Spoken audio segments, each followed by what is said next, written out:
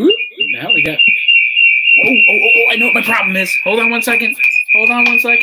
Oh, sorry. There we go. Sorry, took care of that. So that's the Just problem. One little cord. I fixed it.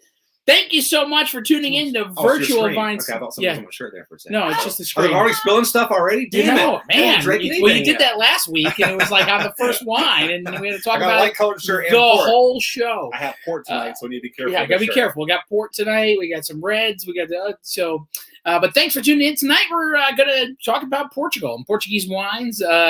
Everything from Vino Verde to Dow to Porto. Yeah. So we're going to have a lot of fun with this show.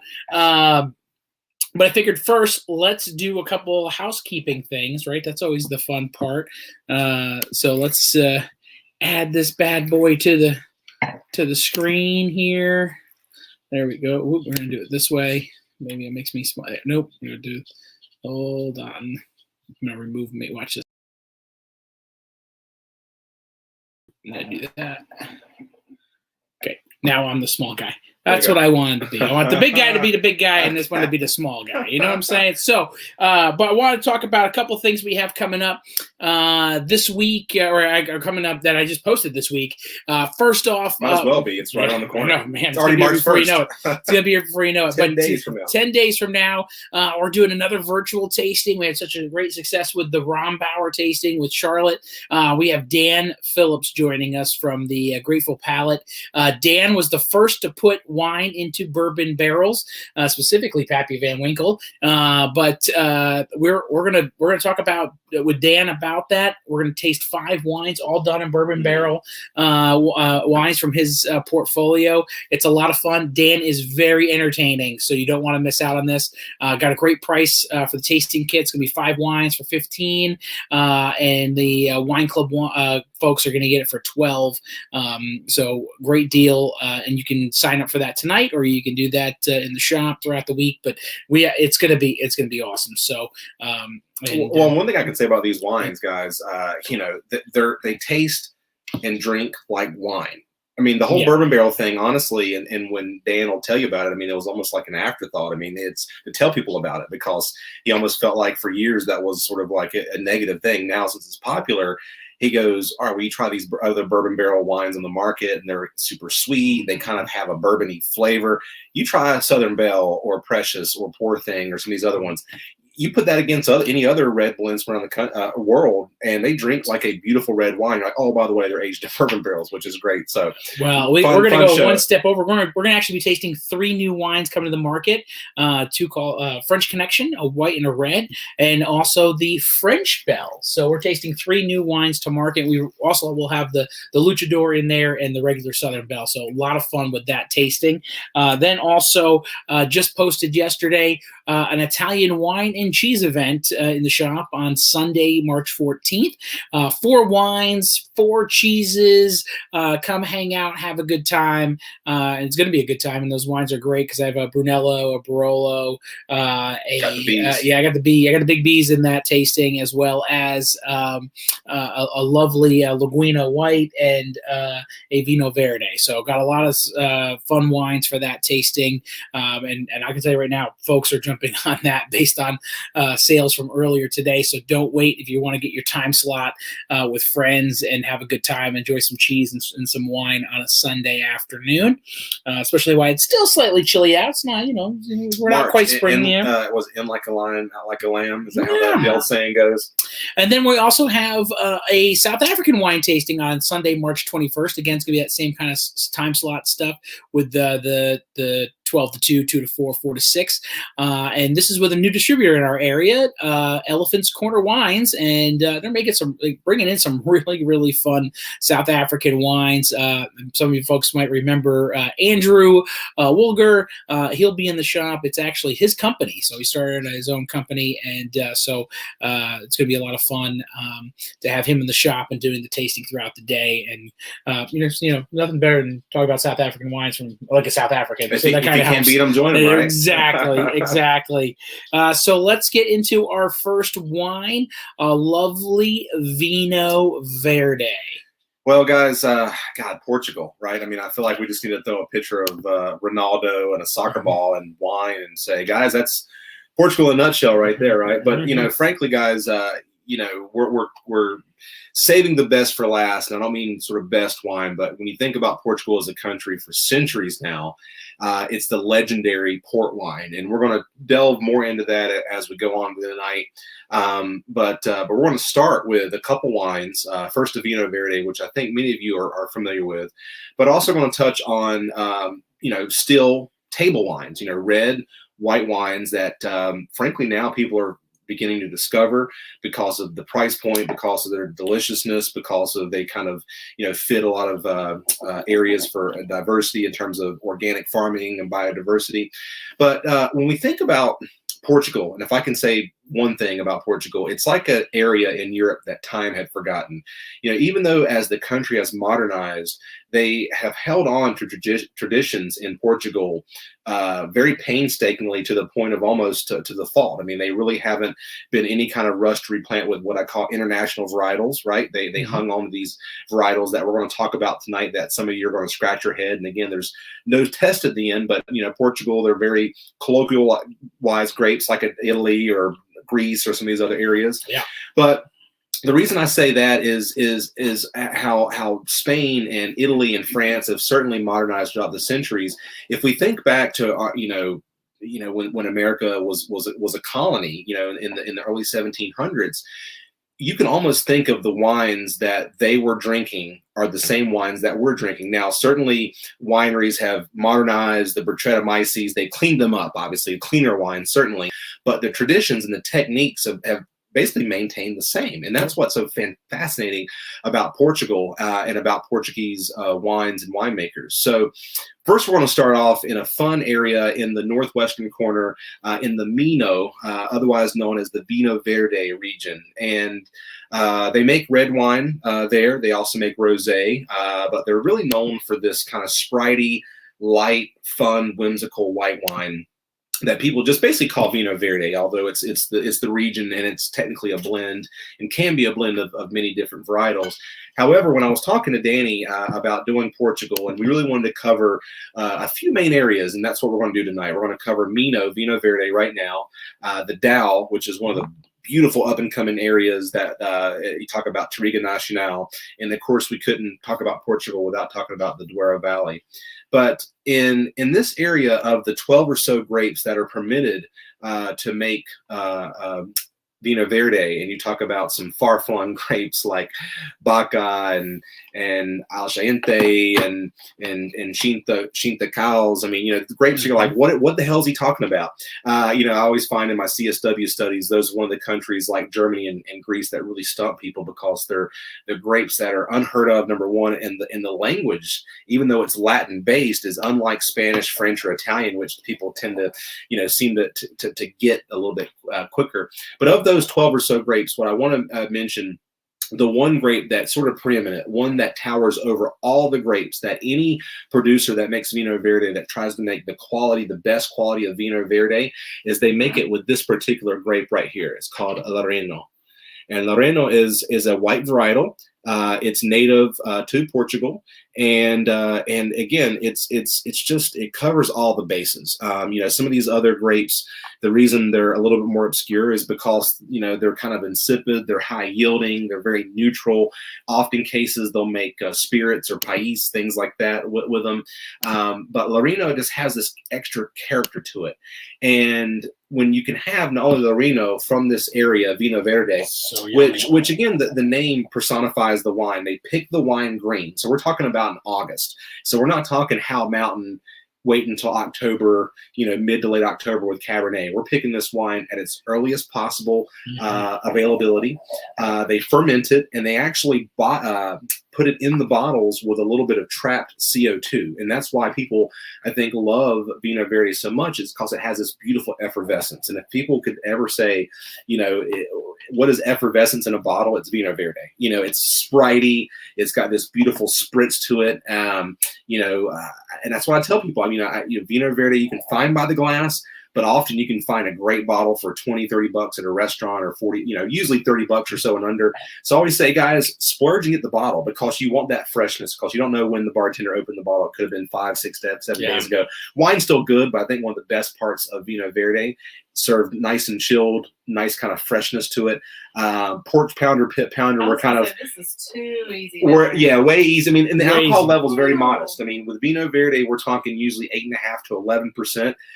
Think about Sauvignon Blanc, think about Chardonnay. We're talking 12 to 14%, right? I mean, California Chardonnay sometimes 14.5%. Yep. So this is your quintessential pool pounder, pit pounder, outdoor. Companies coming over. I have no idea what to serve. This is it. This is the new Pinot Grigio. I mean, can I go ahead and say it? I mean, orange is the new black. Can I go Pinot Grigio? I mean, Vino Verde is the new Pinot Grigio. Yeah. Someone that needs to be taken down these shirt ideas, because that is a new shirt. Pinot Verde, the new Pinot Stelvin Grigio. Society. Stelvin Society. Stelvin Society. Bring it back, Dan. Bring it back. The Stelvin Society.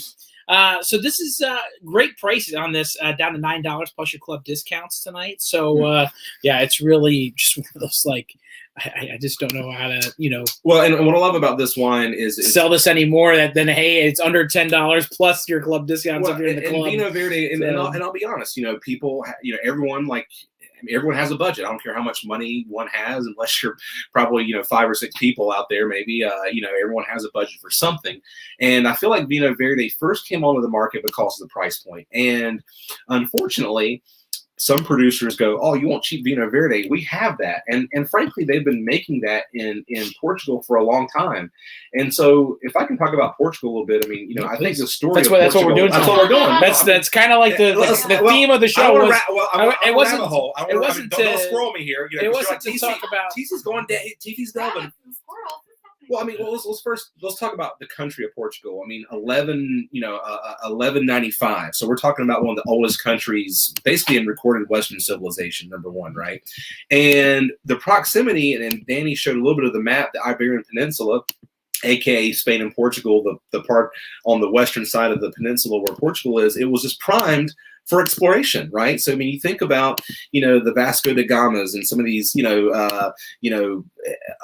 explorers and navigators have all set sail and taken off from Portugal. And Portugal, obviously, for many years has been a powerhouse colonially, economically, and for obviously several centuries there, their army was an army to contend with. Now, certainly a country about the size of North Carolina in terms of population and size. I think about 10-12 million people, and again about the same for that. But for a country much like the Netherlands or Belgium, they were fantastic explorers and have a rich history.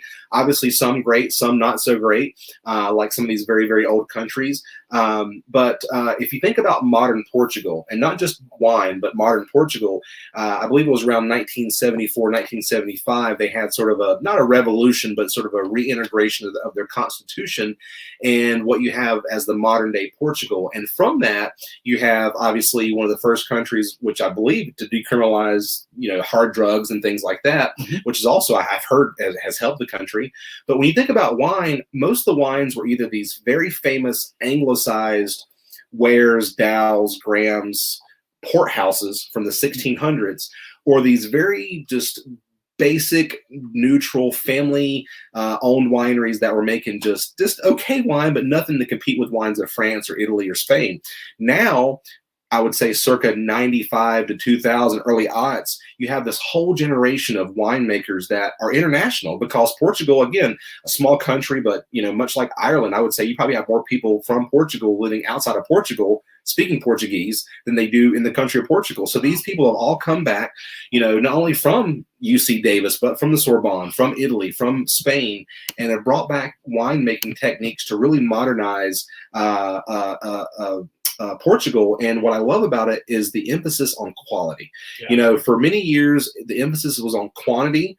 And again, there are those wineries. I mean, we all know just about every wine region out there, with the exception of very few, have your Michael Jordan producers. But for every Michael Jordan, there's a lot of, who was the guy picked ahead of Michael Jordan that nobody knows about? Whoever that guy was. That guy. Whoever that guy was. That guy got picked first. They made a 30 for 30 about it. I forget the guy's name, but Anyway, I digress. But what's great? He was in the Bulls. He was the second center. I mean, it was Olajuwon first, right? Olajuwon was first, and it was the Trailblazers. It was the Trailblazers that picked him. Yeah. And by the way, if the Trailblazers would have picked him, and the reason they didn't because they already had Clyde the Glide. But if you had Clyde the Glide and Michael, I mean, I know Pippen Jordan. I know Pippen Jordan best Norwell. Back then, I digress. Let's get back to Portugal. I know. So modern winemaking techniques. And what's great about it is, again, it's an area that time has forgotten. So unfortunately, most people, even my savvy wine consumers, when you think about Portugal, it's all about port wine, yes, and maybe a little bit of Vino Verde, and that's it. Most people don't even think of anywhere else outside of Portugal. Well, now, guys, and again, we're about to delve into a little bit more, and even white port. These are fun, cool, funky new things that are coming out of Portugal. That, again, the quality, emphasis on quality, and that's what I can say. I mean, for years, again, these grapes were just kind of insipid, neutral-based, high-yielding, and the early 2000s was really the renaissance of the quality wine movement to really go into these centuries-old wineries, to clean them up, to get all this Brettanomyces out, to do new barrique barrels, and to kind of obviously hold on to traditions, but also do some new things as well. So to me, I feel like Vino Verde, you're going to have a lot of producers that, you want a bottle that you can check out at Whole Foods for. God, the other day I saw something for $3.99 at Whole Foods. I mean, I was in Whole Foods talking to the person over there, and somebody was like, "Well, the 3 wishes," and it's $3.99. They're asking me about it. Well, first, I don't carry it. Second of all, I'm like, at $3.99, do you think about that much when you put a gallon of gas in your car or your shampoo, right? So guys, wow. Again, you can find some great value, but let's think about it. $3.99, you kind of pay for what you get. For $9, I'm sorry, we're charging $9. We're plus discount. We're putting the arm behind your back. So this is something. When I told Danny, I said, Danny, we do have some cheaper Vino Verdes. I'll admit, we have some other ones out there. This was one in terms of quality. I think really personifies the quality of Vino Verde using that grape Lorena. So what do you? I mean, Vanna's like, TC, shut up and pour me some more, because this is just. It's literally super, super tasty. So tasty. I mean, I drank the first of this in 2 seconds. You should. I mean, again, when I say savvy wine, folks, you guys. If you don't know about Vino Verde, you better ask somebody. That's what I always say. Because again, I sell wine for a living. So as a wine rep told me one time, he goes, TC, we'll never get rich, but we can live richly. And I've thought about that. I've often, when I look at my paycheck and spending even half of that on wine and saying, well, you know what, we can do that. And hey, I'm on a wine budget like everyone else. I mean, guys, I'm not drinking Chetnuf to pop on a nightly basis. This is a wine. What do wine reps drink? What do wine shop owners drink? What do wives of wine shop owners drink? Vino Verde, guys. I mean, I'd love to be drinking Cesson Montrachet on a nightly basis, but hey, that's when we get the wine club up to 1,000. Yes, we're gonna have to get the wine club up a little bit. But anyway, guys, just a fun wine. The price point is such where just don't get a bottle or two. Get a couple bottles, and we will be getting more. But Danny, we did want to mention we only have just under 2 cases. So Danny picked up some for the tasting. I think I have about a case and a half at that price. I think there's 3 buyers that you already know of that's going to buy most of that right now. Yeah, it's gonna go quick. We'll get some more. So let Danny know if we do run out. We generally get a nice bit of wine from the supplier. It just happens the inventory is a little thin right now. We will be getting more, so please do not hold back on your orders at $9 a bottle, because again, if we're run out, Danny will honor that price once we get in. Yeah, once we get it in. Yeah, so, if you want to we'll order it all in. And if you want a case and we'll round a case, we'll get it over to you. But I wanted to at least show that was the Lorena grape on the vine. So I thought that was really cool. And the little chicks and hens. I mean, that's one of the winemaker terms. I mean, this is one of those very notorious grapes where you see the super small berries, the chicks, and then the big hens, and again, it's one of those kind of fickle little grapes that certainly you can get high yields, but those discerning winemakers, try to cut the yields back a little bit and really try to make the best stuff. And really, if you ever get a chance to visit Portugal, look at that, right? Is that the Douro? That's Douro. That's Douro. That's a little out of order, but that's fine. I was going to say that looks like the Douro right there. But you said, hey, visit. So yeah. So guys, if you're going to visit, not only do you find these old, what would used to be centuries old ox trails that are now highways due to infrastructure and billions of dollars of euros. And hey, membership has its perks, as they say, right? It does. Has its perks. Thanks, Germany, and some of these other countries. But I will say, you can right by those highways, you can find this beautiful. Look at this postcard that Danny found. There's so just. Pretty. A photo says 1,000 words. I could probably do 10,000 if I thought about this picture right here. It's just unbelievable. It's gorgeous. And really one of the first great wine regions of the world that's talked about from wine writers, from the founders. You think about Madeira, which unfortunately has been relegated to the cooking shelves like Marsala and things like that. But really one of the wines, again, when you think about shipping, has shipped. But now, 2020. We're drinking Vino Verde. We're drinking reds and whites and the hedonistic ports as well. So, I love this little chart here. Sushi, tacos, salads, guys, picnics. It's a beautiful beaches. Honestly, beaches. I think that's the ideal. I was looking down to. I was going to say let's start with beaches and maybe go tacos from there. If you're living your best life, go sushi too. And my doctor says I should be eating a salad. More likely it's beaches and tacos in that order. Probably so. Probably. Well, somebody said the other day, I'm a better person when I'm tan and I have a margarita in my hand. So I'm gonna go one step further. I'm a better person when I'm tan and I have a glass of Vino Verde in my hand. There you go. There you go. Well, it's a limited supply, but get your orders in on that one. But this one's going to be a quick one. We're only going to talk about it. I have a few bottles left in the shop. It's actually from the same producer that we're doing the red from. This was in our wine club back in November, December, October, somewhere in there. Somewhere in there. It was actually a Tanya pick. She was really enjoying it. Very floral on the notes. So if you're looking for a fun white wine, I put a little special on there. There's not a lot of bottles left, but if you remember from the wine club and you go, oh yeah, I really want a couple of bottles of that. We're not opening up. We're not drinking it, but I just wanted to remind everybody we had it. Yeah, it's a little rarity, and that's why Danny was like, hey, let's talk a little bit about it because we have some. And guys, it's a fun. Can they see this bottle? Well, they actually see the whole screen. Okay, perfect. So this, guys, is a we're going to do the red, talk about the red, but as the Dow goes, really, in my opinion, and Daniel will probably show a map. Portugal, you don't have to do right now. No, I can do that right now. But the Dow is probably pound for pound one of my favorite and most interesting areas. You have these great areas in the south, the João, and then the Norte up. I think it's called. I guess it's a bigger name now. It's like starts with a T now. Yeah. And again, you guys. Was that Toro? No, not Tinta de Toro. That's really just on the other side. It's like Quinta de Norte. That says Norte, but it's a much more elaborate name than that. Don't take it from me, guys. But we're really talking tonight the three main areas. So first was Vino Verde in that northwestern part of the country right there. That's where the Vino Verde was from. And then we're going to talk about the Dow, which is a little bit further south. And then kind of I say, kind of north central right there. It's number 3 on your map. So kind of in between number 8 and number 9. And do the wear a little bit later. So, not too far away, as the crow flies from Porto, which is where Port's famous from. But from this area, again, the varietals, don't have to commit them to memory. It's blended. But think about, I guess the best way to describe it, I compare them a lot to Italian wines. So I think of this as more of like your people that love the Marchese de Barolo Agave, which is a great, the Cortese or the Fave, that Garganega. It's very interesting. It has this kind of nutty almondine kind of a thing.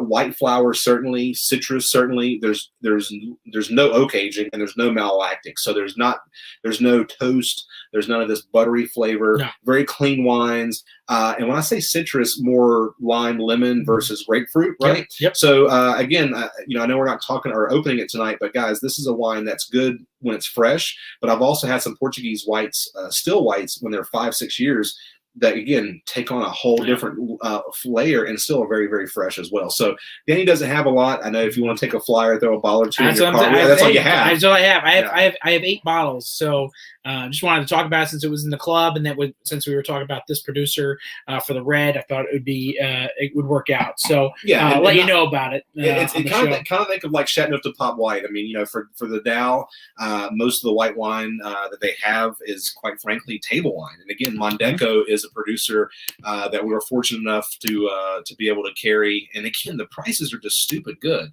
This is an area, and one of the reasons we wanted to do Portugal is, not because we wanted to blow your mind with varietals you couldn't pronounce and regions you never heard of, was because we're all on a wine budget, and guys and gals, Portugal personifies that. I know we talked about Italy, southern Italy, like Sicily, and we talked about the Languedoc, but Portugal, from north to south, from white to red to rosé to sparkling, which they have a little bit of, to fortified, which we're going to talk about. There is no other region, pound for pound, that you can find that's centuries old, that you can find more wines under $30 than anywhere else in the world. I mean, in the old world especially, right? And it's unbelievable. So this is going on to the red. I mean, I'm just smelling this wine right here, and I'm just stopped in my tracks. I just love this wine, and this is one of my favorite areas, the Dow. It's a, if you get to go to this area, unlike the Douro, which follows the river there, and the vineyards are kind of steep on the hillsides at sometimes 45-degree angles. This is an area very, very continental. So the vineyards are actually planted in between the forest in the Dow. So when you drive through the Dow, most people go, where the hell are all the vineyards I hear about? You won't see them because they're behind pine trees, basically. And what those pine trees do are a couple things. One, kind of create a little bit of a barrier, because the Dow is a very traditional continental climate. Super hot summers, super cold winters, very rainy in the fall, very rainy in the spring, right? And so the pine trees not only act as a buffer between that, it also kind of takes a lot of the nutrients away from otherwise the grapes would have. And again, we've talked about the nutrient infertile soil sometimes make the best wine. So in Dow, they personify not only blended wines, but really the grape that's most planted all throughout Portugal, and it's called Touriga Nacional. They'll actually do a little bit of Cabernet, a little bit of Syrah here, not in this particular wine, but in this region. But they'll do a whole host of other grapes like Tinta Barrica and Tinta Cows and Jowls and Bain and all these other far-flung grapes. But what I love about it, you get this black olive, you get this kind of like this prune, this dried plum thing going on to it. A little bit of spice, a little bit of dried herb, a little bit of spice to it. But what I love about it is it's old world without being super funky, right? It's warm enough so you coax the fruit without being too fruity. So I feel like Portugal is a great area for people that really want to get into even say European wines, and let's just say varietal doesn't matter as much or things like that. But price point does, which again, if I haven't said it, we're on the budgie this week. We're on the budgie. I mean, that's really what it is. $15 tonight. This is something that you can throw in the front of your Merlot drinkers, your Malbec drinkers, your Sangiovese drinkers, your Cabernet. I mean, there's a whole host of people. It is kind of all over the place. All over. What do you think about this one?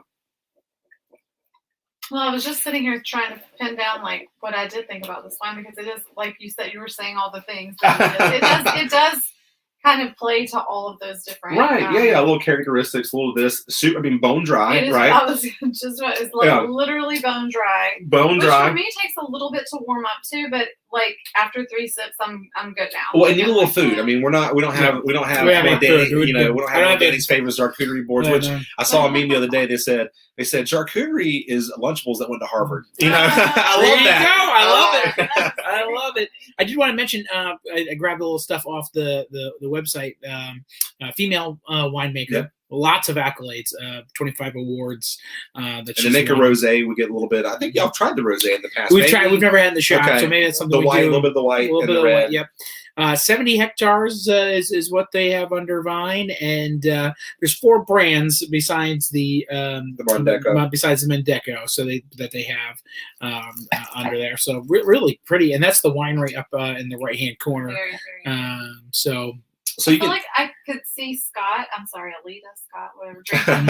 Oh yeah, definitely. What I love it, it's 2015. This is the current vintage. I mean, Danny was asking, he goes, TC, are you sure this is what you have? And I'm like, guys, this is what we got. And it's one of these things. It's kind of an item where unless you go to these kind of cool, hip wine bars or restaurants that kind of want to have very progressive lists, Portugal wines again are either a little bit of Vino Verde and maybe some port that Bob drinks on Tuesday after he has beef Wellington and goes home, and that's it. So guys, pound for pound, are you knocking beef Wellington? There's nothing wrong with beef Wellington. Okay. Nothing wrong with beef Wellington. Okay. Are you knocking Bob? I mean, hey, there's always a Bob. There's always a Bob.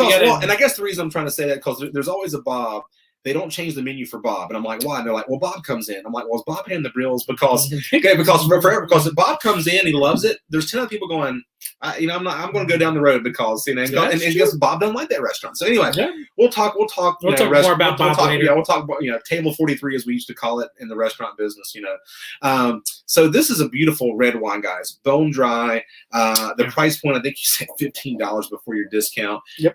And again, the Douro, which again, we're going to talk in a second about port, not only does still red and white wine, but if you were to stop me in the shop and said, TC, I want to buy a bottle of red wine tonight from Portugal that's not fortified, and Danny had a bottle of red from almost every place in Portugal known to man, in my opinion, and not only because I'm more familiar with them, is the Dow, because I just feel like that area, the climate and the soil and the varietals, that Triga Nacional, covers all these bases. And I think the Bordeaux drinkers love it. Yep. The Rhone drinkers love it. Yep. The Tuscan drinkers love it. There's so many folks that love it. So again, if you can get past I can't pronounce the label of the region, hey, can you open the cork? Can you drink? Do you have a glass? That's all you need with this one. That's really all you need. This is it's a stellar red, nice, just beautiful bouquet. Beautiful bouquet. Nice red fruit. And again, I think it's a little bit of, I don't want to say rose in there, but I think of like this like kind of red flower kind of thing, maybe a touch of violet. Just a beautiful, beautiful wine that's got a lot of these layers to it. Did you say the violet tastes like violet? A little violet. Well, the schnozberries taste like schnozberries as well. The schnozberries. The schnozberries taste like schnozberries. Does it smell like Velociraptor crickets and raptors? Well, this is a great wine. I feel like we're giving at least on the kind of no Italian lights on this one. No Italian lights on this one. On the first two. I did kind of say, hey, if you're going to stretch the budget, it's going to be on the ports, and we'll start moving into those here in a second. But this, I'm going to tell you right now, if you like red wines, we've done a lot of period. Period. That's period. Just it. Yeah, you will like this. Wine, period. You will like this for $15. You will drink this and love it. It is so nice and wonder why you're not drinking more Portugal. Honestly, we don't carry a lot, and see, and this is how it works, guys. You guys are the deciders. Remember the decider? You guys are the deciders. So that means you're going to come in the shop and ask Danny and Andy, I want more stuff from Portugal. And guess what? They're going to come to me and say, guys, I'm going to have to beat up my brand managers. Guys, I need more cowbell. I have a fever. And the only remedy is more Portugal. And so I think the hounds are ready to be released. I think as a company, we carry kind of what we need to carry. I would love to carry more. So again, I would love, it would just warm nothing more than my heart for you guys to come in, drink a lot of Mondeco, a lot of Vino Verde, and just ask for more and have these guys beat me up for saying, dude, I need more geeky Portuguese stuff. Because I just think that's where it's at right now. There's a lot of good stuff out of Portugal, and it's fun, but not in North Carolina. It's a small portfolio for everybody. So it'd be fun, but definitely very enjoyable. 2015. We've already talked about how 2015 was a great growing season in Italy and across the globe. It was pretty much a great growing season. That's why this is another reason could be drinking is so amazing. Is because it had the perfect conditions to grow and become an excellent wine. And I think Triga Nacional is just kind of this unknown grape, but I think within the next couple of years, Carmenere drinkers, Malbec, that rustic cab drinkers. I feel like it has, Triga has a very much, because again, that's why Cabernet grows a lot in this region. Cabernet runs very parallel to that. So I'm calling on you. I only drink Cabernet on a daily basis. Take a flyer for $15. I think you got some cab drinkers that would love this wine. Cab drinkers that would totally love this. No. All right, let's move into ports. I'm so excited. This is the wine. The wine of the country of Portugal. This is it. You really when you think of Portugal, you think of port or Madeira. You can think Madeira too if you're but we don't really have any Madeira here. Yeah, no Madeira. Again, we it's out there, but we don't have a ton of it. Should we do the white port first? You want to do that, or you want to? I didn't know if you want to do that last, since we were going to make a little special thing out of it. Let's do that. Let's do it. Because how about this? Let's do the white port by itself first. Oh, and then we'll go back. And we'll do the ports, and then we go back and do the cocktail. How about that? Yeah, because we're gonna make a little cocktail. Let's do a little rinse here. Little rinse-a-roo here. Get the red out of the glass. All right. Now, see, Tanya was like, I know I need the glass, but what for what? Yeah. Here we go. There we go. Yeah, I'm gonna grab that from you because I don't want to spill it on you. There we go. All right. Boom. There we go. Cool. So, folks, this is one of the things I get asked every once in a while for a white port in the shop. You good? I trust you. I trust you. It's on TC It's fine. It even says on the rocks in the back. I love that. Yeah, so we did talk about this wine back in April of 2020. So I'm sure some people might have picked up a bottle, might not remember it. Got this one down to $15 a bottle. The other than category. So well, yeah, and that's what I love about it. I mean, this is something as port goes. People know of port, as your traditional, say, rubies or tawnies and things like that. Hold on, I got a graphic. TC. Let's do it. Let's pull this up again. Let me share my screen. So we go over to here. Do that. So as Danny pulls that screen up, guys. Oh, perfect. Well, it's not the one we're doing. But here we go. So different types of port. Well, and really, there's. I'm gonna go one step further and say there's the white port, obviously, which we have here, and really the difference. Let's say 3 ports, right? You have white port, which is made from white grapes. You have ruby and vintage port, which is bottle aged, and generally is a darker bottle aged. You have honey port, which is aged in barrel, and because of that, you have barrel aging and more nuance from that. But if I can back out just 2 seconds even from there, and some of you go, well, sherry, port, Madeira, Marsala, all the same thing. Well, not only are those from different countries, but let's think of the 2 main fortified wines that exist in restaurants today, sherry and port. And what's the difference between the 2? So the obvious difference is one's from Portugal, one's from Spain. And obviously different grapes. So like New York and New Jersey. Well, yeah, kind of, yeah. Well, it's like the Jet. Well, it's kind of like the Jet, more like the Jets and the Giants, right? Okay, Jets and Giants. Totally a matter of preference, right? I guess, and I'm sure the comment section probably gonna blow up after I made that analogy, but anyway, but the difference being, and if I guess my 90-second elevator pitch on what the difference is between sherry and port is, they're both fortified. They're both fortified with like a 70% grain spirit brandy, essentially. Yep. The difference being is port, while it's fermenting, they'll add spirits halfway through, which stops fermentation. And so when you do that, yeast will just yum, yum, yum, yum, yum to sugar until the alcohol goes to a certain level.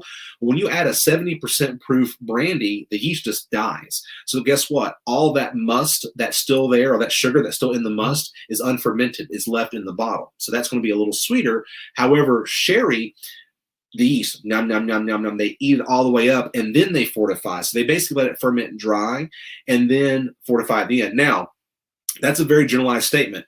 There are cream sherries, there's Oloroso sherries that are certainly very sweet, and then there's certainly ruby sherry or ruby ports that are pretty dry, right? So, but and then there's sherry that works at the DMV. She's very dry, and very dry, and it's like sherry. I got somewhere to go. I got a place to be. Sherry at the DMV. You don't want to mess with her. You do not want to marry. We're on Sherry's time. We're on Sherry's time.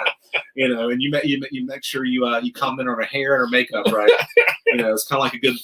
I'm from the South, and going through the cafeteria. I don't know why this reminded me of it, but we had this cafeteria lady, well done hair, super Southern. I mean, we're in the South, but I mean, when a Southern person says you have a Southern accent, you have a Southern accent. and she had a poster. I'm not sure who she had to bribe to have a poster of Alan Jackson in one of the lines of the walkthrough of the cafeteria. And if you had ever said, if there was something in the line, whether it be a pizza or French fries that you wanted more of that day, you say, "Can I get an Alan Jackson portion of French fries?" Oh, honey. Yes, you can. And she would hook it up, Alan Jackson, all the way. That's all you needed. That's all you need. Well, that's all you need. Alan Jackson. So and for sherry at the port or whomever, a little bit goes a long way, right? You can get more flies than honey. Anyway, I digress. But guys, we're going to do white port. I'm going to talk more about the 2 other kinds, which are ruby port and tawny port next. But this is a fun port that almost everyone sleeps on. No one thinks about. It's made basically just like a tawny port would be.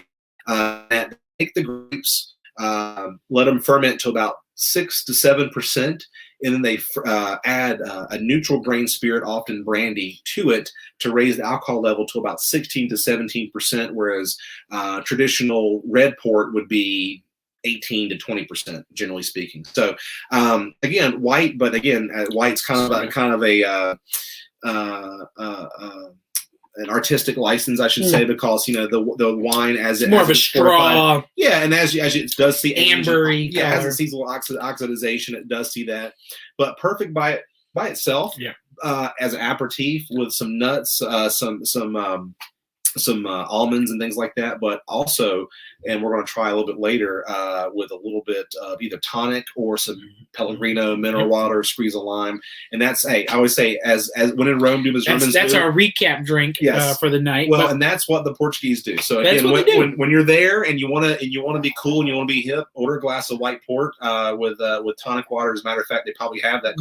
Probably gonna come out that way. Well, be like, you want it this way, right? I mean, hey, you got your gin and vodka drinkers out there, but you're talking 40% alcohol versus 16% alcohol. So this is more of the marathon versus the sprint kind of a drink. It is, and Alita made a comment about bless your heart. I'm sure Miss Sherry in the cafeteria line said bless your heart. If you said that, well, I think often if you said Alan Jackson, she would say bless your heart, but in the good way, bless your heart, because we know it's like saying forget about it because forget about it means a whole host of different things. But it also means forget about it. Sometimes it just means forget about it. Sometimes when you get that meat sauce and peppers, it's like, oh, forget about it.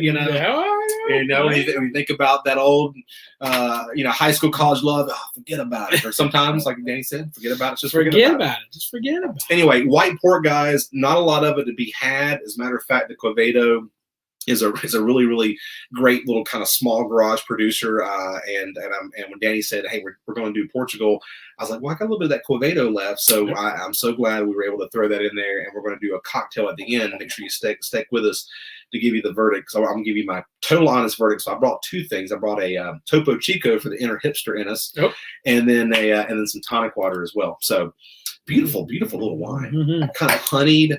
It's got all this kind of date, like a little this kind of ginger thing, to it, but beautiful, beautiful wine. So if you want to know, I didn't raise the price. I kept it at what we did it back in April. So that's why it doesn't have a sale price, because it's already kind of like on sale. So that's why I just kept it there for you. But I wanted to also kind of talk about, since we're moving on to the next port. That's fine.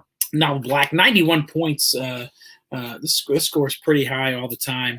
Yeah, and this is kind of a new style. I mean, Quinta de Naval, guys, is not only, quite frankly, one of the best wineries in all of Portugal, known for vintage ports in all of the world. It was a winery founded in 1715, and it's the oldest Portuguese-owned port house. Now, for those of you scratching your head and saying, wait a minute, ports from Portugal, why doesn't all Portuguese people own port houses? Well, the rise of port in the 1600s and 1700s were all anglicized. So Graham's, Dow's, Ware's, Taylor Fladgate. They don't sound like very Portuguese sounding names. No, and they weren't going to sell very well to the English buyer. Yeah, exactly. Right. And honestly, and again, for those of you that, again, I know we're kind of hopefully coming, out of the strains of COVID here, but for those of you that get to travel abroad and go to Europe, and you get to go to a Porto, the Douro Valley is much further inland, but a Porto is, again, a beautiful coastal town, a lot of great restaurants, very metropolitan, but that is where you find all these old school tasting houses. Like, you literally see Sedemans and Graham's and Dow's and all these other luminaries that are these really old European or British firms. Quinta de Naval, and the reason I really wanted to mention that, not only 1715, which was the first year it was listed on the registry, it's only been sold twice. Once in the 19th century and recently in 1993. So literally in that many years, guys, it's been sold that many times. So these guys, and when I say these guys, Miss Vanna and Danny, I live vicariously through them because, they live their best life on the weekends, going to great cocktail places. For you mixologists out there, and I say that because it can't say bartender anymore. I mean, people got to think about. This is something, Jim Meehan, which is really, I forget, there was a documentary on Netflix a few years ago, talk about employees only, that really cool speakeasy. Jim Meehan, which is really he's like he's a figure in the cocktail world. He owns a place called Please Don't Tell in New York, which was at a time one of the hottest speakeasies in New York. I assume speakeasies are still kind of a cool thing, right? When mid late 2000s, when like they're super cool to us, right? Well, hey, I mean, we love speakeasies, like but you know, like when speakeasies were just like, hey, here's a code, and you got text, and you're like, when you're like 07, you're like text who what, you know, But Jim Meehan, when he came out with one of his famous Please Don't Tell recipe books, Quinta de Naval, on one of his house recipes, i.e., when you went there and they were, to give you a drink recipe, Quinta de Naval Black was one of the elixirs used in one of the recipes. I can't remember what all it was, but I know it was a play on like a fizz with like an almond liqueur and an orange, because again, when I think of ports, I mean, you think of oranges and things like that. So anyway, Quinta de Naval Black, it's kind of a category unto itself. As we mentioned earlier, there's ruby and there's tawny. If you had to categorize this wine, I would say it's more in the camp of the ruby style, but it's more of the quality of a late bottle vintage, or of the quality of really an aged tawny, because they aged this for almost 2 years in the bottle. Much, much darker color. And I want you folks that can manage to stick with us when we go to the next wine, the color and the differences. This is a color much like the color of the grape would be after they ferment it, right? The next wine, you can see the differences in color and oxygen. So what I love about this wine, it's like a fresh young port. Fantastic by itself. It shows really beautifully chilled. Tanya just hard sell on the port. Tanya leaped out of the glass. Knows this. I'm a hard sell. This is my God, really good. So fun disclosure after shows behind, we're pulling the curtain behind the scenes of Virtual Vines. A lot of times when we're sitting here talking about the next, it's like a liquid Tootsie Roll. It is a liquid Tootsie Roll. It's so good. But a lot of times me and TC will sit and drink a little bit of port while we talk about the next week's show and everything else. And Tanya's like, oh, I don't know how you're drinking that or whatever. But I'm like, the inner Bridgerton in us wants to do it right. Yes. The inner Bridgerton.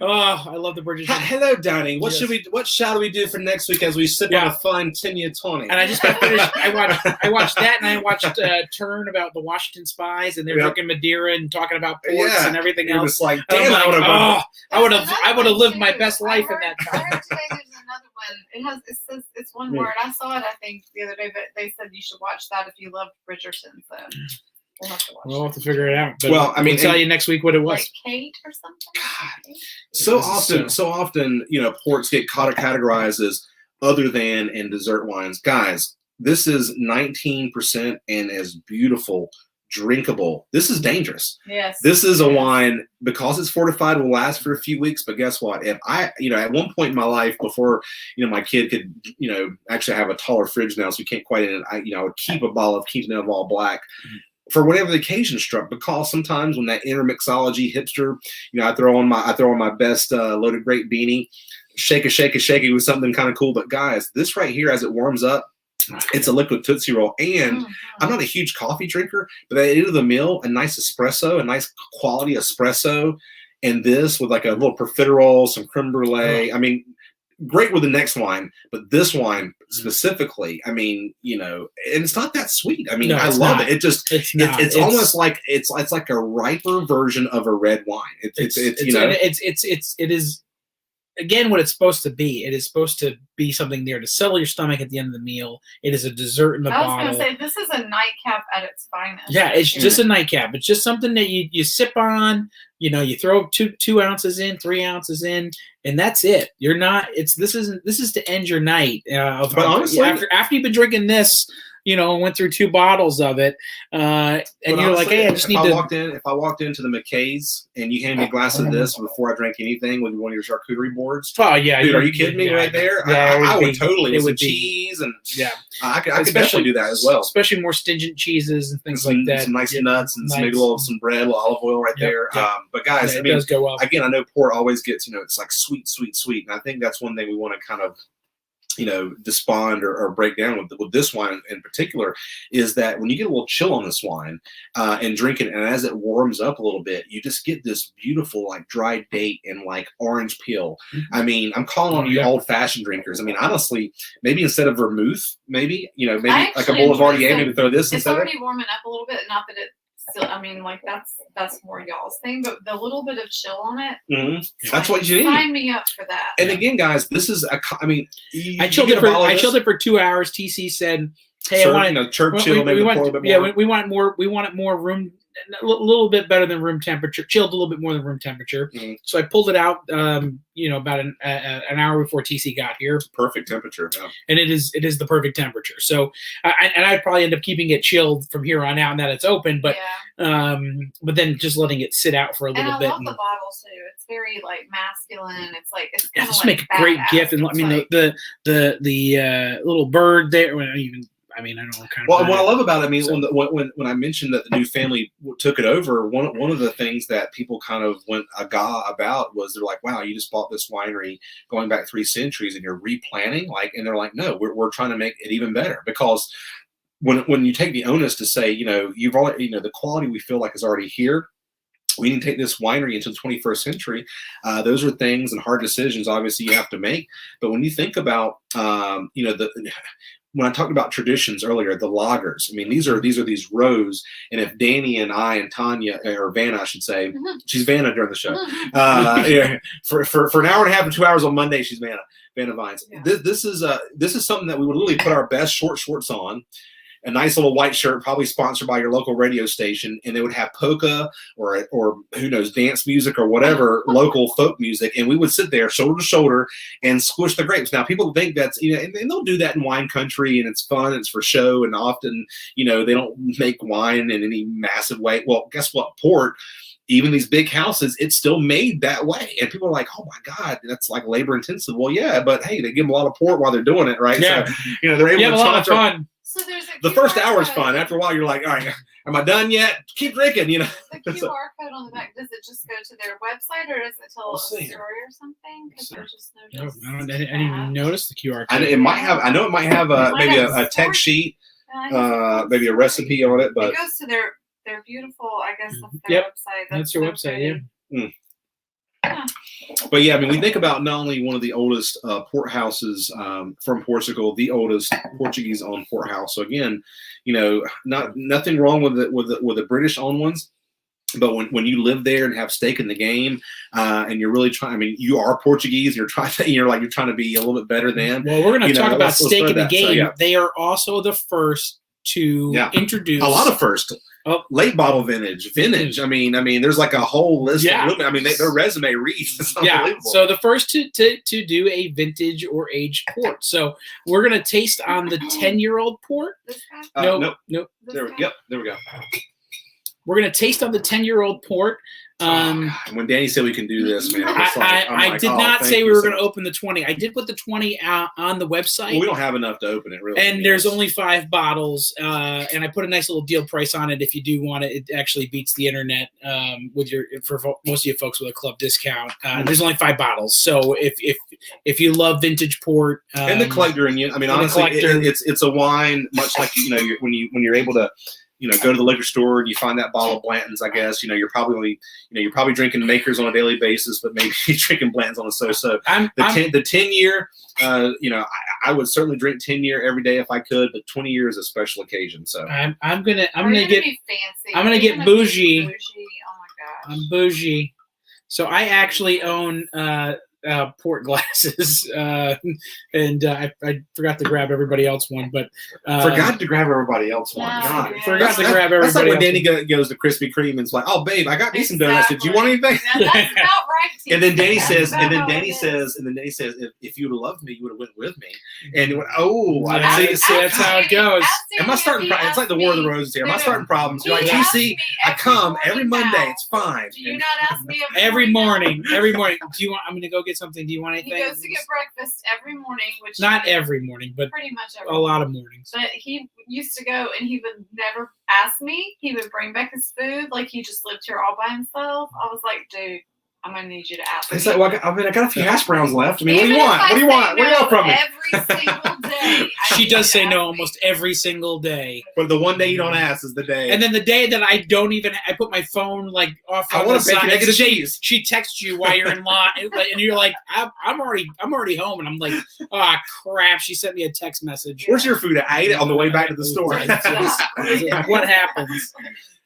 Which, by the way, we're going to do a chicken episode fast food sometime at some point. Actually, it might just be me and TC in a car with bottles of wine driving her. Well, the temperature's coming up. We need to get back on location. I mean, you got a fantastic setup here, and that's a little bit of a nightmare. But if we could streamline it and do a few on location, maybe once a month, let's get back. What do you guys feel about that? Yeah, we could do some on locations. Because I feel like folks watching at this point are the diehards. What do you guys think about that? We're here for you guys. I mean, I'll freaking taste.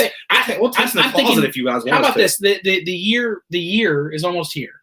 So a 1 year episode. Is almost here.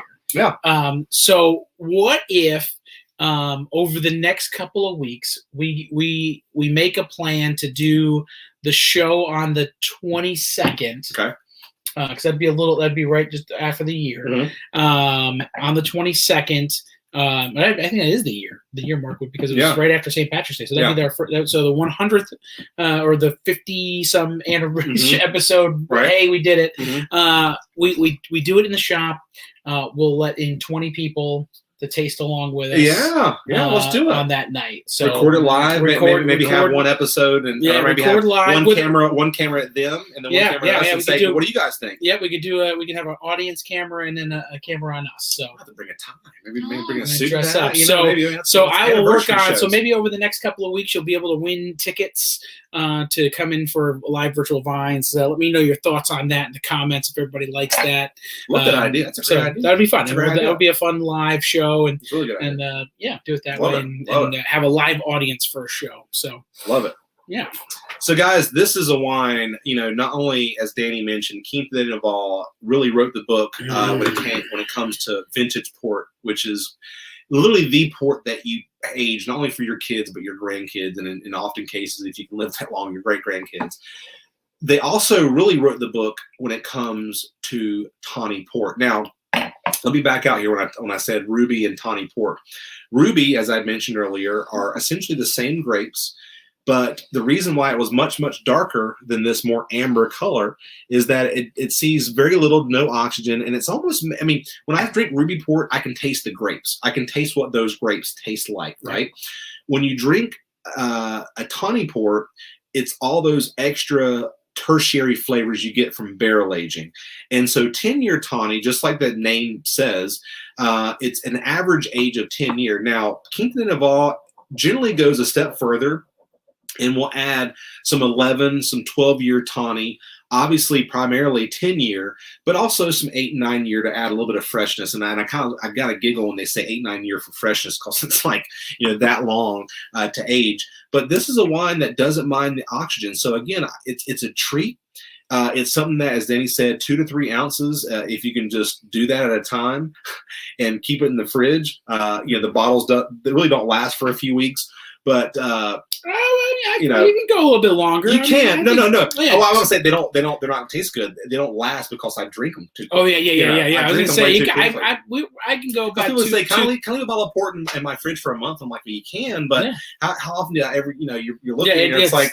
What's more interesting? You got the grape jelly, the ketchup, and a 10-year tawny port staring at you. It's so anyway, this is a fun wine after a meal, beginning of a meal. Not only what I love about those oak age characters, you get this nuttiness, you get the orange peel, and I love desserts with orange and nuts, and and as I mentioned earlier, dates. But this is just a beautiful wine that's hedonistic. And the sugars, as I mentioned, not only do they stop fermentation halfway through, the sugars have time to meld. And often when people say port sweet, that's like saying Ferraris are fast. That doesn't really do it justice, right? We need to delve into that a little bit, right? There are sweet wines and then there's sweet wines, right? There are wines that are sweet to be made sweet with no complexity, that are like the Kool-Aid, right, of wines. And then you have sweeter Sauternes late harvest wines that are painstakingly made, But when you open them, you're like, damn, is there? And again, that's why Port says, you know what? We wrote the book not only on this style. As a matter of fact, I think there's no other country that can use the word port. I think there's a few wineries in America that unfortunately still use it. I think they're South Africa. They're not supposed to. Australia, they've kind of relegated the term out of sort of respect, but America, right? But what I love about Quinta de Naval 10-year tawny, it's an approachable aged tawny versus a tawny. Now you have tawny, which is just a oxygenized port. Then you have 10-year tawny. The difference being price, but also ageability. And again, guys, when you think of port is all about time and just sitting back and letting the wine do its thing and letting it continue to do its thing. And what I love about it with these T-tops, you can drink them when they're released. But you can also age them as well, and that's what they always say with the corks. You can age longer, like a vintage port. But with a little T corks right here, when they blend, they're basically saying, hey guys, they're good now, but if you want to keep for 5, 6, 7, 8 years on the shelf, you can totally do that too. And the you want to get into how they blend? Mm-hmm. Yeah, so basically, unlike the Solaris system, which is barrels on top of barrels on top of barrels, which is what they do in Spain, essentially what they do is in a winery in Portugal, in the Douro River, they age the wine there and they ship it down the Douro River all the way down to the wineries in Porto, and that's where they blend it, and that's where a lot of the aging takes place. Now the wine is essentially made, pressed, and the first 4 or 5 years are made there, and then all of a sudden these long sort of like gondola boats would go down the Douro River all the way to Porto to these wineries, and they would blend them in that way. And essentially, unlike the Solaris system, which is a blend of multiple years and multiple layers of the same barrel, what these guys do is they go through lots every year. They're basically making years that are declared vintage or vintage port. What's not vintage is late bottle vintage. What's not late bottle vintage is ruby. And then aside from that, the stuff they pick a little bit later than that goes into their tawny port program.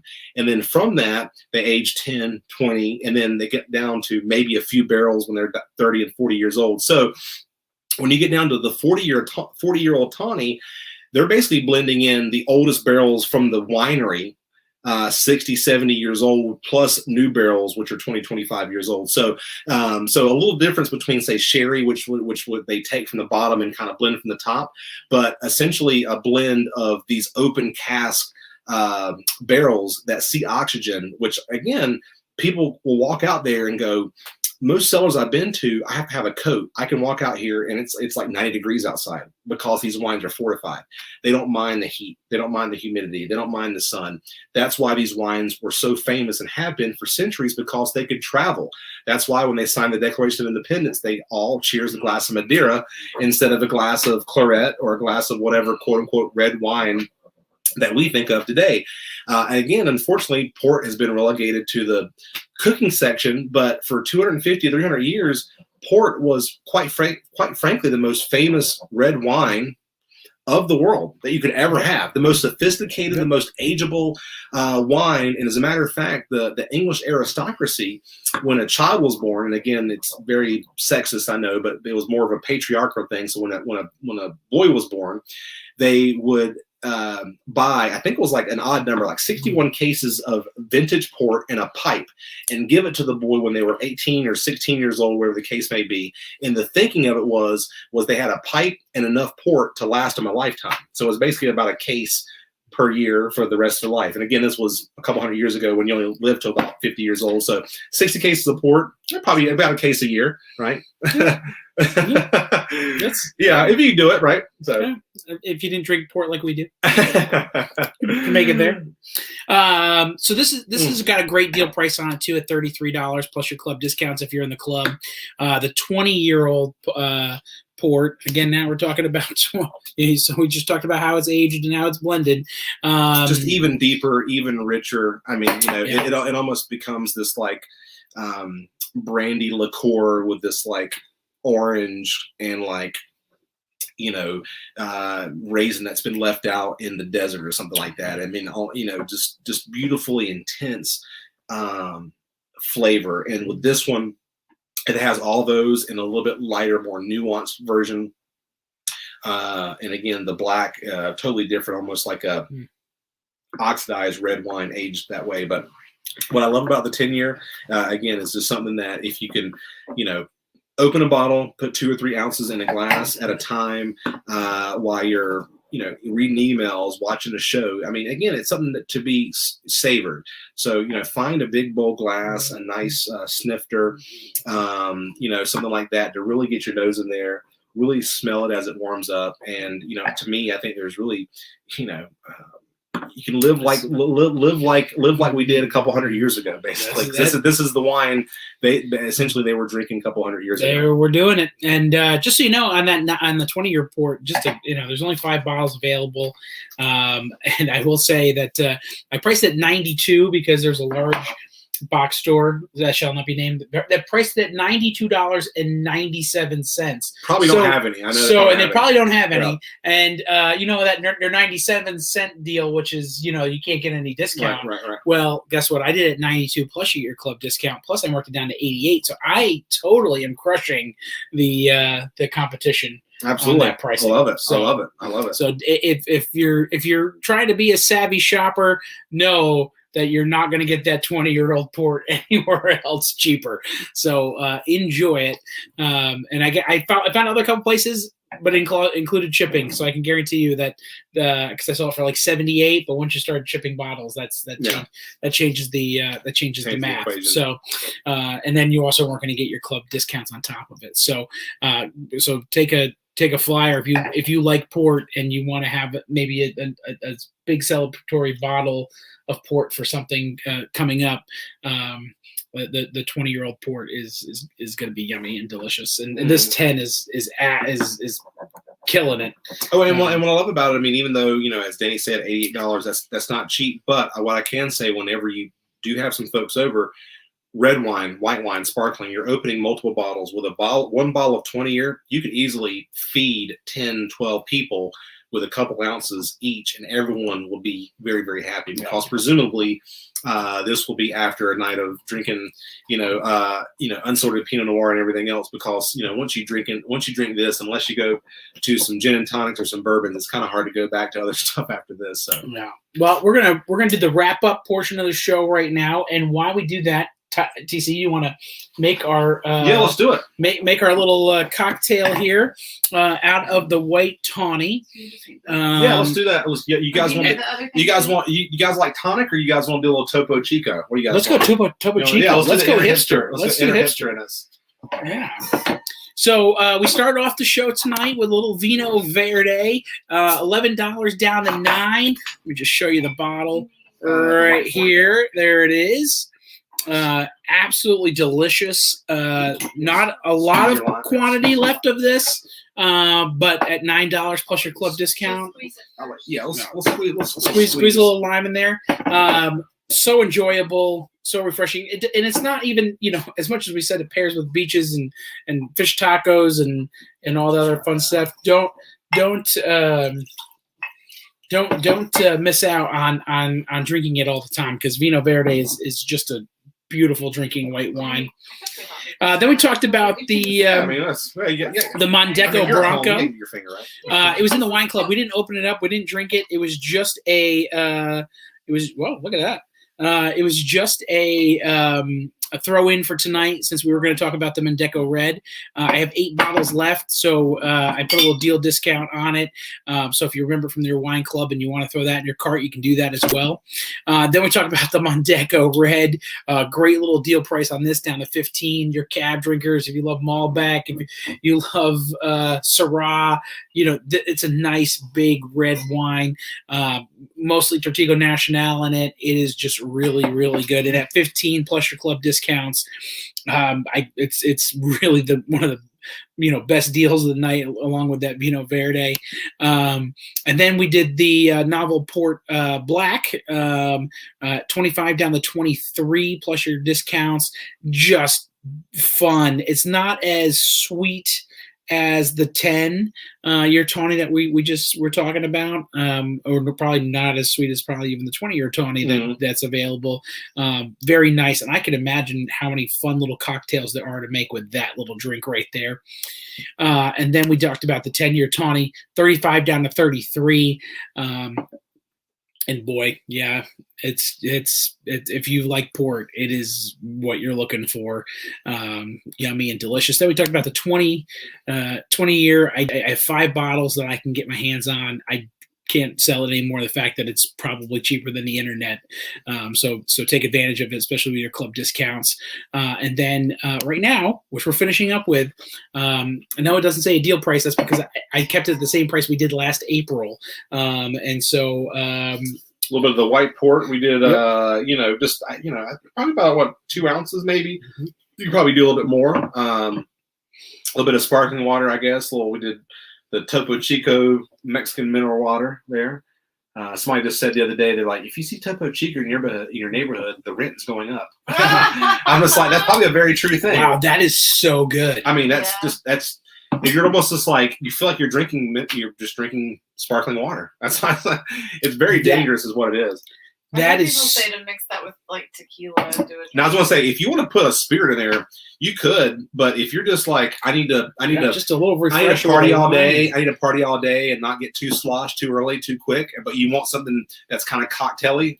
This is it right here. Yeah, it's like just a refreshing cocktail without having to be, and it's not making you feel heavy or. Yeah, I mean it's 20% alcohol. I think I did 2 to 1 ratio, but we got the lime. We did lime and a little squeeze of lime. But hey, again, this is what the Portuguese do during the summertime. This is what they're out there. And their bars and in places like that drinking. I can see why they're drinking it. Oh man, it's just so nice.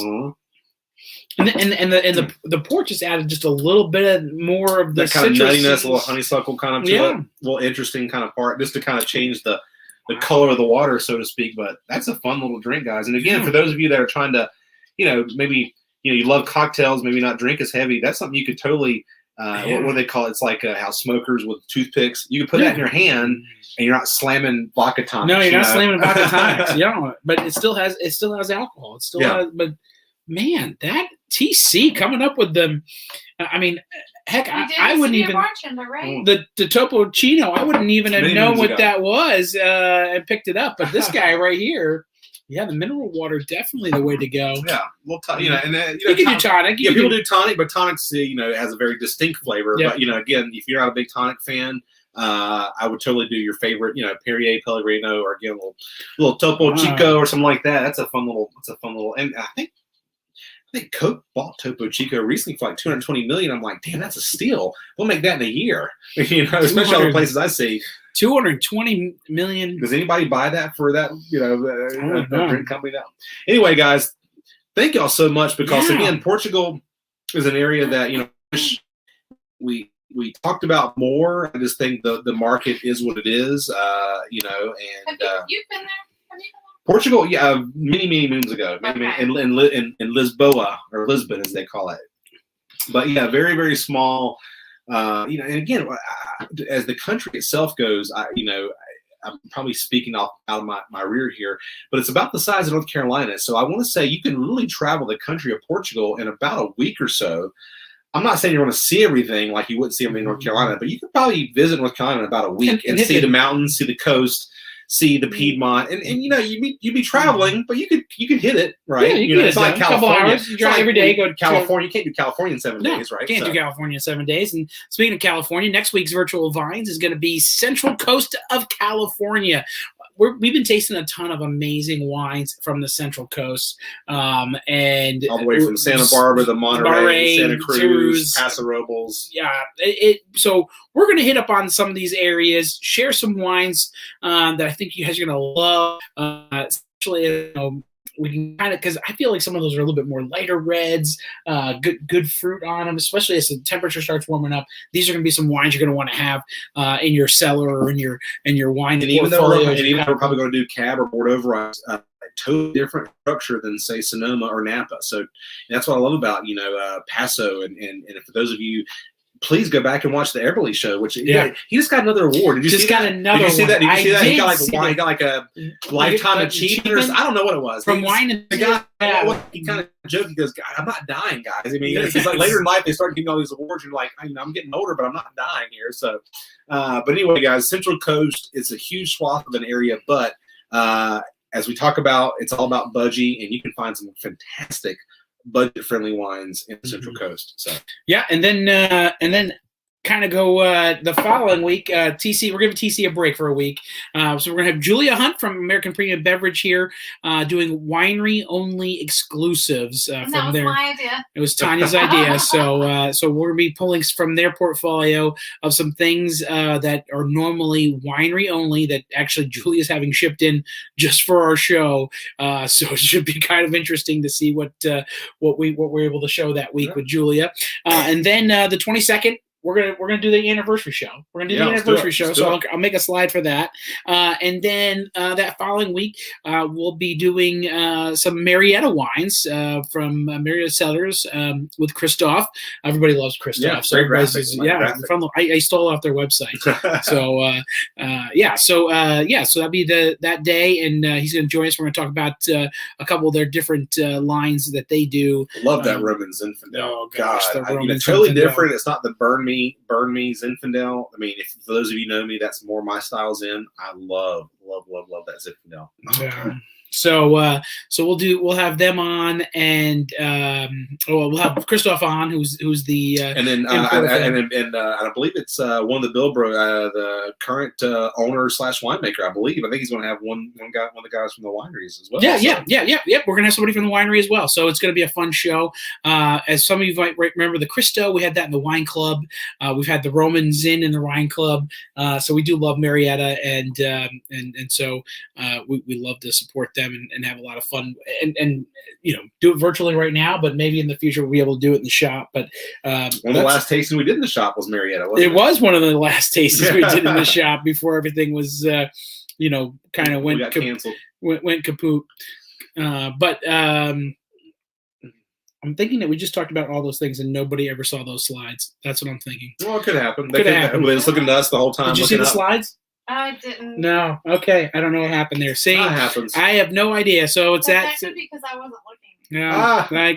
Well, she was on the gram. She was on the well, gram. Full disclosure.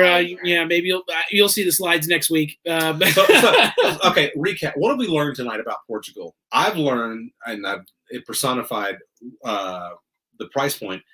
White port and Topo Chico. That's one thing I've learned tonight. Vanna, what's your takeaway tonight? I've learned that I want to go really, really badly, like right now, to the point that the reason I didn't see your slides is I'm making a Insta story about all the beautiful places in Portugal. Oh, she is. Story. There you go. Insta stories and Danny, what do you think? I mean, I love drinking their wine. What I know Danny loves. I mean, this guy, if you know this guy, he's probably got a bottle of 10-year Tawny in his fridge already. But I mean, what do you think? Anything surprising tonight?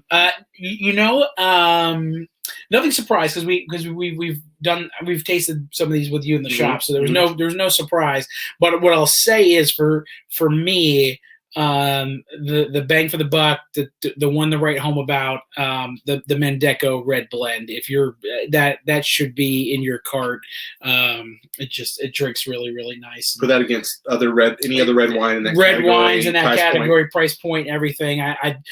For those, I'd even in that price point, I put that right there at $15 a bottle. That's the Don Ramon. That's the Mosaclito. The Fontinis. It's in that category of being such a great wine, and at the price point, it's like, how do you say no to it? So definitely come and enjoy that one in the shop, this week, and but definitely throw it in your cart because it's really, really good. And then just quick little recap about those special events that we have coming up next week. Next Thursday, Dan Phillips from the Grateful Palate, bourbon barrel wines. You pick up your tasting kit, you get to taste along with us. Dan is an amazing guy, funny, entertaining. It is going to be. He is so pent up to do something. When we kind of pitched the idea, he was like, "Yes, yeah." In fact, I got an email 30 minutes, not even 3 minutes after everything was kind of like, yeah, I'll do it. Okay. I already was emailing me going, what are we going to do? What wines? So funny. A little dry sense of humor, but love that guy. I mean, so dry, but it's funny. So get ready for, like, you'll enjoy it. Highbrow humor. Very, very, very, very awesome guy. So yeah, and those tasting kits, 15 and for 5 wines, or you can get the if you're in the wine club, it's 12. So $12, a great deal to be able to taste those wines with us. And then the Italian wine and cheese, that is filling up quick. So I've been watching that fill up all day today. I'm like, oh, I guess we should have done this one sooner. Everybody's looking to have a little bit of wine and cheese, and that is filling up. And then the last one will be the South African wines with Elephant Corner wines. And everybody might remember Andrew Wilger. He now has his own distributorship. And so we're looking to support him and bring in some amazing South African wines. And so, yeah, those are some things that are on the recap. Next week, again, Central Coast of California. It's going to be a lot of fun, a lot of great wines to choose from. So tell all your California-loving friends they need to be on the show. Guys, what can I say? I mean, I think you need to put one of all these bottles. I mean, I get the 20-year Tawny, price point prohibitive. Honestly, tonight, I'm putting one of every bottle in my cart because there's just something for every occasion, quite frankly. There really is. Anyway. There is. Well, folks, thank you so much for joining us. All the wines will be available for pickup on Wednesday at 4 o'clock when we open. So feel free to come in and pick up your wines at 4 o'clock on Wednesday. And as always, for Vanna Vines, Mr. Danny, and the newly fathered Andy. Yes. Believe, right? Congratulations to Andy and Lisa on little baby Eleanor. So on Saturday, Friday? Yeah, Friday night. Yeah. So congratulations to those guys. So hey, I think they opened a bottle of some bubblies there. So from me to those guys, and from you guys and everywhere else, where else are we going to be on the Monday? Keep on tasting. Cheers. Keep on tasting. Yeah. Cheers.